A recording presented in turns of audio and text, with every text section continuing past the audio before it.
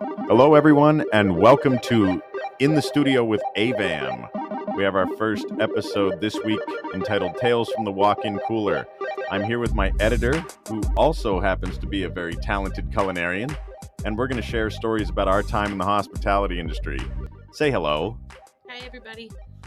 So, over the time, I think the thing that makes the hospitality industry so difficult is not the hours, not the work, but the customers.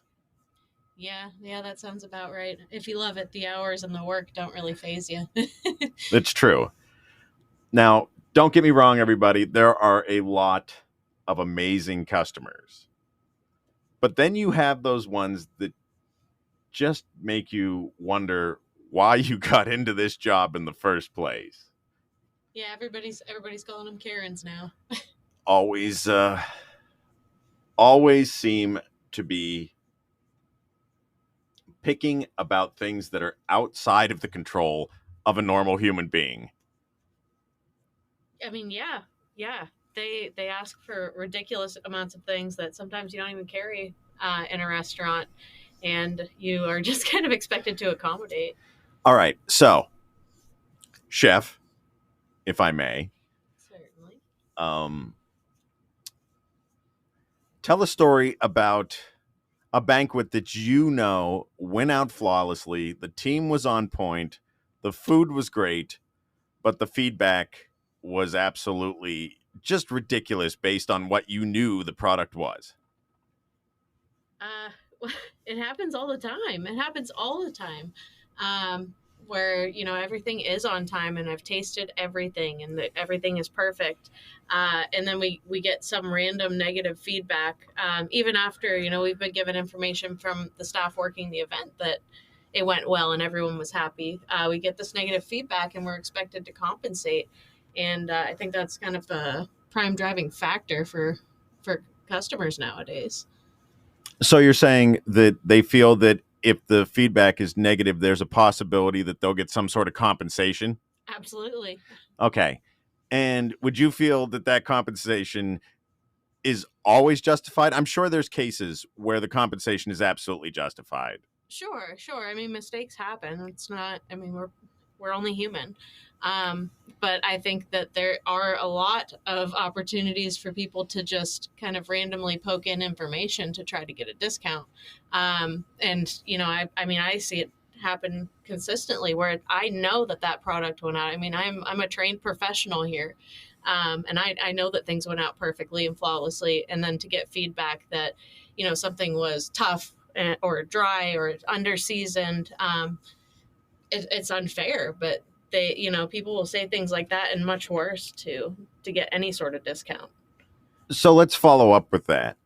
Online reviews, probably the worst thing that can happen to any industry, especially hospitality, because everything is so subjective, right? Mm-hmm. Those reviews you were talking about with a banquet where someone says something dry or under seasoned. Now, let's say the banquet has 200 people. Mm-hmm. You didn't get that complaint from everybody, correct? That's correct. Just a select few. Mm-hmm. But those select few, 2, 3 out of 200 people, not even a tenth. Yeah. And the review is taken so seriously. Well, certainly, yeah, and they kind of start to band together, and people will start to complain about things like that, and then other people will overhear it and go, well, I can't really remember, but maybe mine was too. Yeah, and it's like they start to rally about it until the next thing you know, we're comping 30% of tens of thousands of dollars. So that's an enormous cost just because one person or two people had a gripe. Now let's follow up on that, because you just made me think of something when you said that they band together and they'll say, yeah, it was that way. So I work in a different part of the hospitality industry, as you know, Mm-hmm. and I've spent time on your side of it, so I've been familiar, but now I'm dealing more directly with customers than I was before. It's amazing what customers recall about an incident versus what actually happened. Okay? Do you know where I'm coming from with this one? I do. So the other day, I had a phone call, lasted about 30 minutes. And don't get me wrong, anybody who's listening, I certainly enjoy customer service, okay? Because obviously I like to talk. Hello, that's why I'm here. I'm a voice among many. So I don't mind talking about things. I don't mind working through things. I don't mind using my mind, as I'm sure, Chef, you don't mind using your mind either to solve problems. No, I love to. Right. Love to. But it's harder when they're unreasonable and you can't wrap your mind around it, correct? Absolutely. Okay, so here's this scenario. And it deals with recall and how we have to still react to this even though the information is so skewed. So I had a guest call and say that they were treated very poorly. Now, granted, I knew exactly what day this was. I even knew who the person was on the phone from interacting with them at the establishment. Mm-hmm. When they were speaking to me, they had no recollection of me being there. And when I asked them who else was speaking to them, whom I also knew who it was, Mm-hmm. they identified them as a completely different person than they actually were. I said, "Oh, who spoke with you about this matter?" And they said, "Some African American woman." Now, granted, I had no African American women working on a shift with me at that time. It's how little the guests pay attention in the moment, Mm-hmm. yet when it's time for compensation, they're willing to throw everything and everyone under the bus, like you said. Yeah. And I mean, also, after a very small period of time, if they don't have to interact with it, I mean, their brain will start to skew those memories of those people together. So they could fully believe that they're in the right, but the fact of the matter is that they were not. It happens more often in today's age, but that's why I was talking about the reviews. Those negative reviews come through and they put a shadow on a business. Yeah, they really crush us. Yet most of the time they're not built on fact. The good ones always are, Mm-hmm. but the negative ones need to be taken with a grain of salt. There's a lot of people, food reviewers, I know, Mm-hmm. we've dealt with. Sure. Who was that food reviewer we had? No names, of course, but Mm-hmm. you remember we had one that just absolutely crushed us. Yeah. What were the other types of things that quote unquote listeners, food reviewer reviewed when we looked at their business profile? They were reviewing all sorts of restaurants, but I remember that almost every single one was a very negative review, whether it was the type of food they served, the prices, the flavor, the ambiance. Somebody had a toddler sitting 3 tables away. That upset her in one. But she did like one restaurant, and it shared the exact same name as her. And so what she wrote in her review is, "I love this restaurant. I have it the same name." And that was one of maybe 3 out of 60 reviews that this person wrote. And it just seems like it's her personal mission to go around and crush everybody else except for maybe your friends. Do you remember? There was compensation given for that review, wasn't there? I believe so. Yeah, she left us a nasty one, and we ended up either giving her a coupon or telling her that her next meal will be free. She stopped back in and changed her review. Okay, so there's a positive thing, but then did the business seems to buy positive reviews? Listeners, if you're out there, leave a comment. How many times has this happened to you? You know that everything was sent out completely to spec, completely the way it should be. Somebody doesn't like it. It's been covered. Then the review changes. So I believe the meal was refunded and on top of it compensated for another meal, correct? Yeah, very well could have been. It's not unlikely that would have happened. I think that's happening to a lot of businesses. Place it in the comments. Let us know. Let's get a dialogue going. How many of you that are working in hospitality right now are fed up with the fact that you're working so hard, yet it gets you so very little, or makes you feel like there's nothing more I could have done? Why do these people get to treat me in such a way? I think if we can go back to training the guests to be more patient, to be more understanding, Mm-hmm. I think things will go a lot further. Yeah, Thanks for input on that one, Chef. of course. Let's talk about poor leadership in jobs. Mm-hmm. Listeners, leave comments about these too. We'd love to hear. I'm sure they're perfectly wonderful people when it doesn't come to work, but I bet there are a lot of times when you know somebody that as soon as they get into the workplace, things become more hectic, things become more frantic, and this is from a leadership perspective. Let's talk a little bit on that. Now, as a leader yourself, I know it's your mission to stay level-headed and treat every situation as an individual situation, never a blanket situation, correct? Absolutely. Do you feel that is the best way to manage a group of coworkers, teammates? I mean, considering that it is, you know, the kind of manager that I am, or the kind of leader that I am, um, I would have to say yes. I mean, my team continues to grow. They are interested in learning new things. They take direction fairly well. Uh, they're happy to be there. I mean, I've heard in the last month, this is one of the least toxic kitchens that I've worked in, or this is like the first job that hasn't caused me nightmares in the first week. And so I have to say yes. And honestly, I base my management off of trusting my associates and allowing them some freedoms. And ultimately, I think that helps nurture and grow their creativity and their passion for the industry, which ultimately positively impacts the business.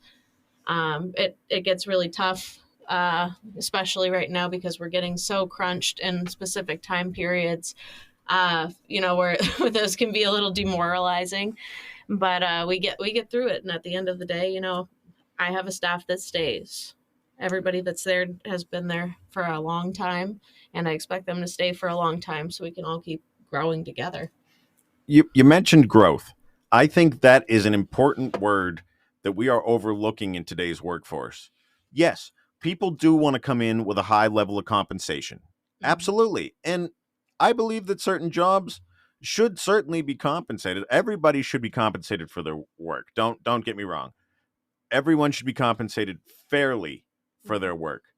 But we have to look at what a fair wage is versus output on a job. Mm-hmm. If you spend most of your time leaning around doing nothing and you complain about how much you make in an hour because it's not enough, Yeah.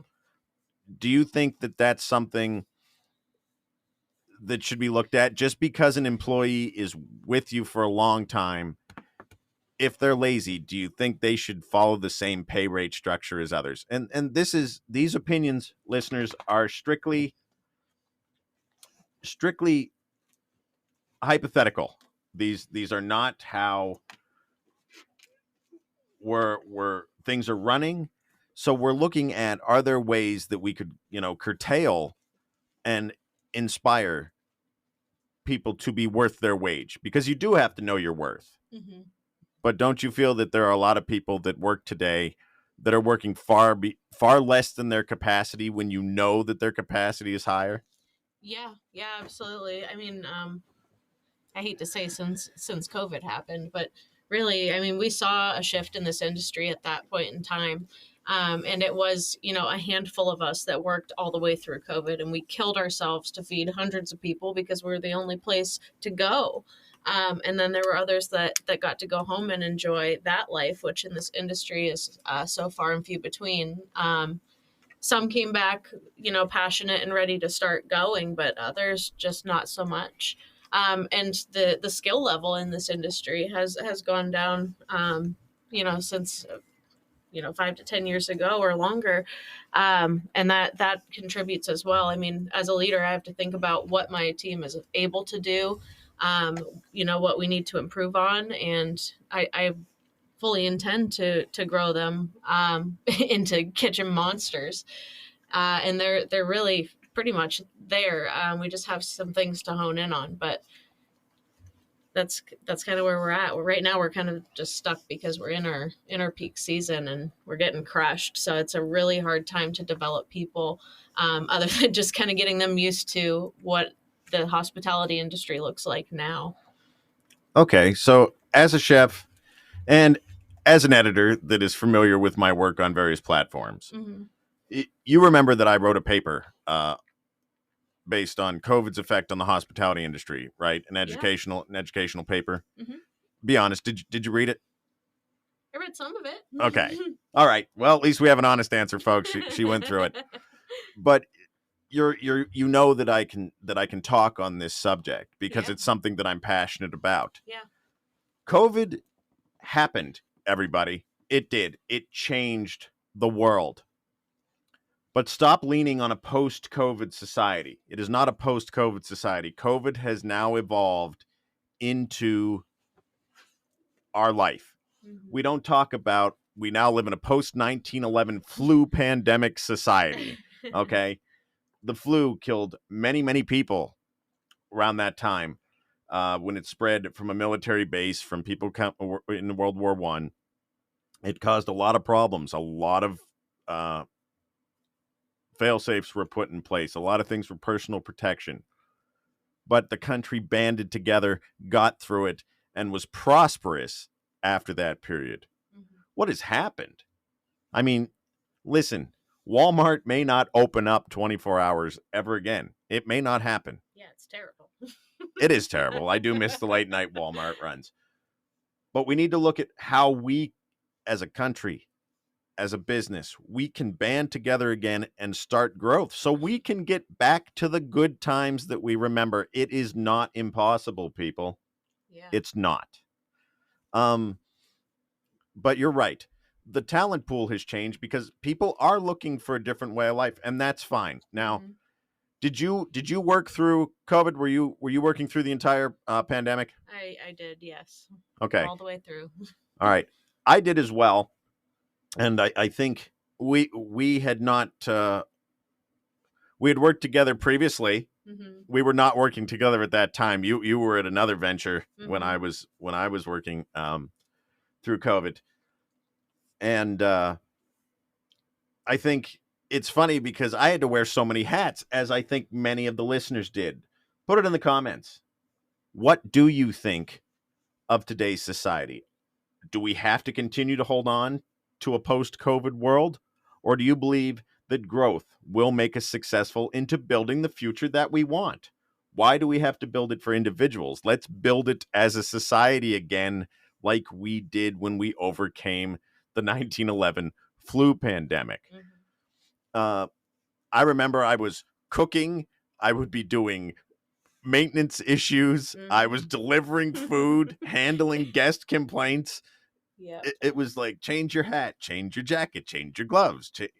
It was crazy. It was a great, I didn't like what was going on with the world, but it was a great experience for those of us that are strong, that had to go through it. Those that got to relax at home, hey, congratulations. Yeah, more power to you. Congratulations.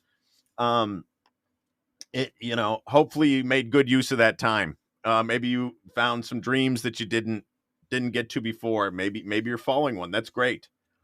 I'm following my dream of being a broadcaster with the help of my editor, with the help of listeners like you. So thank you. And but it was very difficult time with such a small workforce, but I learned a lot about myself, so I will take that as a positive. Did you end up with COVID at all?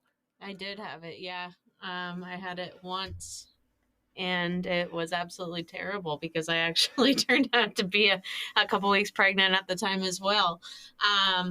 and that was crushing. But it wasn't during, thankfully, like the lockdown or the shutdown. So everybody was pretty much back to work, and I ended up getting it just kind of randomly for about 7 to 10 days. Okay. Yeah, and that's still going to happen. It's going to pop up from here and there. I think a lot of people had it before we knew it was a thing. Mm-hmm. And we still worked through it because we just thought, oh, it was a bad illness, mm-hmm. but nobody knew how to diagnose it. And yeah, well, and this one's tough because, I mean, at least then, my symptoms didn't match at all with the typical COVID symptoms, and that's why I wasn't really sure that I had it. And I think that a lot of us are just kind of like, for a while, we're just using like everything was COVID, your ankle hurt, and it was like, oh, you got the COVID. And that worked for a while, but thankfully we've gotten out of that.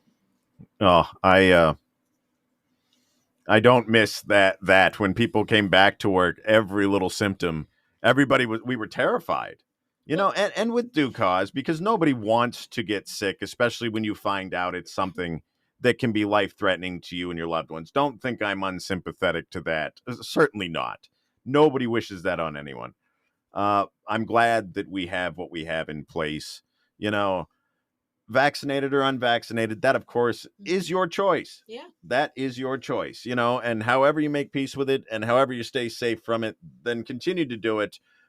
But all I'm saying is don't live in fear. Don't live in fear. I think those that still have the fear, we need to squash the fear, because we have enough in place now to be able to get people healthy if it happens. Absolutely. I couldn't stand those days because, I mean, I clear my throat a lot, and I also will choke on water on occasion. And just like those sideways glances, everybody looking at you like you have it, like you've got this ick, and it's like, I'm not even sick, I'm choking. For Christ's sake, please help me. So yeah, I'm glad that seems to be over as well, and we don't have to mask anymore, which in a kitchen was rough. Oh. I mean, months and months we were trying cloth masks and homemade masks and the N92s or whatever. What was that? What was that? N2 or something, and they all sold out of every one that 3M had made. Yes. And then they said, "Well, make your cloth mask." So wait, cloth masks aren't good enough, and then you have to have this one, or you have to have.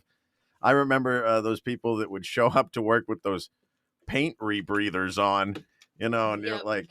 Well, and you're trying to wear these things in a hot and steamy kitchen, and you're like panting, like you're being waterboarded. Basically, it's terrible. So hopefully, we never have to go back to that, because I don't think I could survive in this industry. We were working with a couple of individuals. I think we all knew them. The ones that wore the excessive masks. They'd come in. It's like they're in their own car with the mask on and the windows closed. Like yeah, they come into work, and you're like. You turn around because you can't see him. You're like, "Hey, how are you doing today, Ralph?" And he's like, "This is good. Mission control."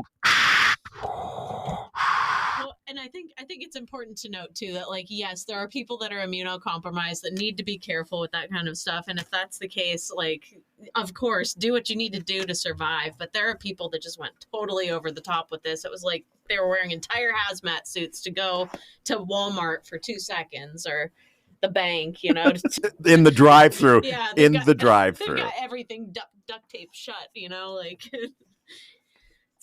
not like that. Well, I mean, in the beginning, I get it, because it's what you saw on TV. Yeah. You saw it was mass panic. Let's talk about that a little bit. We were talking about Tales for the Walk-In. We got a little lost because we got on this, and it's great because it shows how this is passionate. This is something that happened to all of us. And I think I'm not sure if everybody got a chance to express how they really feel. So leave your thoughts in the comments, whatever you want to say. It's fine. I'll check them. We'll get back to you. Yeah. We love your support, but that is a thing. Let's talk about those frontline workers in healthcare.